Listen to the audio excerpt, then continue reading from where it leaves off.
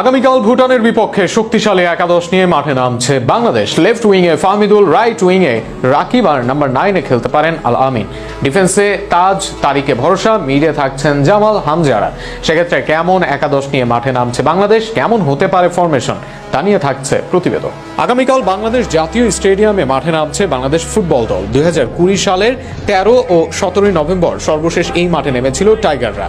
তবে সিঙ্গাপুরের বিপক্ষে নামার আগে আত্মবিশ্বাস বাড়াতে কাল ভুটানের বিপক্ষেও শক্তিশালী একাদশ নিয়ে মাঠে নামতে পারেন কাবরেরার শিষ্যরা।